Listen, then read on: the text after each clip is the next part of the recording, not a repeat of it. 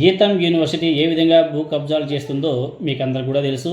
ఏ విధంగా కూటమి ప్రభుత్వం గీతం యూనివర్సిటీకి లబ్ధి చేకూరుస్తుందో మీరు అందరూ కూడా చూస్తున్నారు కూడా. ఆ గీతం యూనివర్సిటీ చేసుకునే భూ కబ్జాల మీద డే 1 నుంచి వైఎస్ఆర్ కాంగ్రెస్ పార్టీ విశాఖపట్నానికి సంబంధించిన వైఎస్ఆర్ కాంగ్రెస్ పార్టీ నాయకులంతా కూడా ప్రశ్నిస్తూనే ఉన్నారు. అనేక వార్తాపత్రికలు రావడం కూడా జరిగింది. అదేవిధంగా లీడర్ అనే పత్రిక అనేక సందర్భాల్లో గీతం యూనివర్సిటీ ఎక్కడెక్కడ భూ కబ్జాలు చేసింది, ఎక్కడెక్కడ ఏమేమి చేసింది, ఎన్ని ఎకరాలు చేసింది, ఏంది కథ, దాని మొత్తాన్ని కూడా ఎప్పటికప్పుడు ప్రశ్నిస్తూనే ఉంది.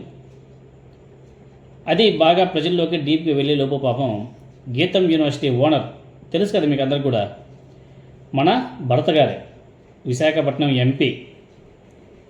ఆయన లీడర్ అనే పత్రికకు వార్నింగ్ ఇస్తున్నాడు, బెదిరిస్తున్నాడు. మా గురించే రాస్తావా రాతలు,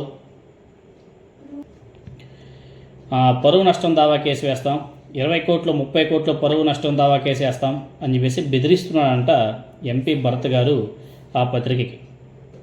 ఆ పత్రిక కూడా చాలా సీరియస్గానే భరత్ గారికి చెప్పింది, అయ్యా మేము రాసిన రాతల్లో ఎక్కడైనా తప్పు ఉంటే అడగండి, అంతేగాని పరువు నష్టం దావా కేసు వేస్తామంటే ఇక భయపడడానికి ఎవరూ లేదు, మీరు వేసుకోండి, మేము కూడా లీగల్గానే పోరాటం చేస్తాం అని చెప్పేసి చాలా స్పష్టంగా లీడర్ అనే పత్రిక వాళ్ళు బహిరంగ సవాలు కూడా విస్తరం కూడా జరిగింది. ఒక పక్క వేల కోట్ల రూపాయల విలువైన ప్రభుత్వ భూముల్ని భారీగా కబ్జా చేసిన గీతం యూనివర్సిటీ యాజమాన్యం లీడర్ పత్రికపై బెదిరింపులకు పాల్పడుతుంది. 20 కోట్ల రూపాయల పరువు నష్టం నోటీసులు పంపి పత్రికల నోళ్లు మూయించాలని పన్నాగం పడుతుంది. కబ్జా భూముల్లో అక్రమంగా చేస్తున్న నిర్మాణాల గురించి వాస్తవంగా వార్తగా రాసిన లీడర్ దినపత్రికపై గీతం విషం కక్కుతుంది. వాస్తవాలను రాసిన మీడియా కోట్ల రూపాయల నష్టపరిహారం చెల్లించాలంటూ సంస్థలకు నోటీసులతో బెదిరించే నోరు కూడా మూయించాలని వేసి ప్రయత్నాలు చేస్తుంది. ఆ విధంగా బెదిరించి నోరు మూయించవచ్చని చెప్పేసి కూడా భావిస్తుంది. ఇలాంటి తాటాకు చెప్పులకు బెదరడం 29 ఏళ్ల లీడర్ ప్రస్థానంలో లేనే లేదు. ప్రజాస్వామ్యాన్ని ఆస్వాదించే ప్రజలందరికీ తెలిసిందే. వ్యాపారం చేసుకోవడానికి అడుగుపెట్టిన ఈస్ట్ ఇండియా కంపెనీ భారతదేశాన్ని కబలించినట్టు ఎక్కడి నుంచో వలస వచ్చి ప్రభుత్వ భూమిని కాజేసిన గీతం యాజమాన్యం అరాచకాలను ఉత్తరాంధ్ర వాసులు చూస్తూ ఊరుకోరు. గీతం బెదిరింపులకు లీడర్ భయపడదు. అన్ని ఆధారాలతో కోర్టు తేల్చుకోవడానికి సిద్ధంగా ఉన్నాం.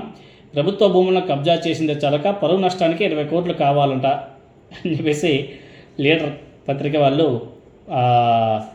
గీతం యూనివర్సిటీ భరత్ గారికి గట్టిగానే గడ్డిపెట్టడం కూడా జరిగింది. అదేవిధంగా గీతం చేసినటువంటి భూ కబ్జా ఏదైతే ఉందో ఆ భూ కబ్జాలను కప్పిపుచ్చుకోవడానికి మీడియాపై బెదిరింపులు, పరువు నష్టం నోటీసులో రాజకీయాన్ని వెంటనే విరమించుకుంటే మంచిది.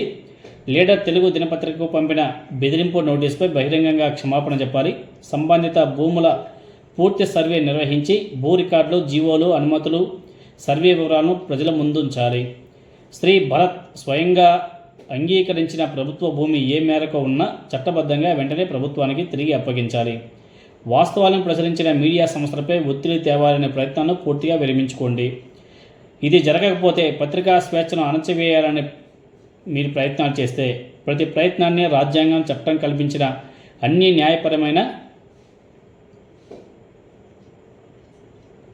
వేదికలపై లీడర్ తెలుగు దినపత్రిక సవాల్ చేయడానికి సిద్ధంగా ఉంది. నిజాలను నిర్భయంగా ప్రజలకు తెలియజేసే విషయంలో లీడర్ ఎప్పుడు వెనుకాడదు. తాటాకు చెప్పులకు బెదిరే ప్రసక్తే లేదు అని చెప్పేసి గీతం యాజమాన్యం గ్రహిస్తే మంచిది అని చెప్పేసి లీడర్ పత్రిక భరత్ గారికి సీరియస్గానే వార్నింగ్ ఇవ్వడం కూడా జరిగింది. వార్నింగ్ అంటే వార్నింగ్ కాదు, ఆయన ఇచ్చినటువంటి బెదిరింపులకు ఇక్కడ లీడర్ భయపడదు అని చెప్పేసి చాలా స్ట్రాంగ్గా మెసేజ్ అయితే ఇవ్వడం జరిగింది. మరి దీని మీద భరత్ గారు అదేవిధంగా కూటమి ప్రభుత్వం ఏ విధంగా స్పందిస్తుందో చూడాలి. ఎంతైనా బాలకృష్ణ గారు అల్లుడు కదా, అదేవిధంగా విశాఖపట్నం తెలుగుదేశం పార్టీ ఎంపీ కదా, అధికార దర్పం అనేది ఉంటుంది. సుధా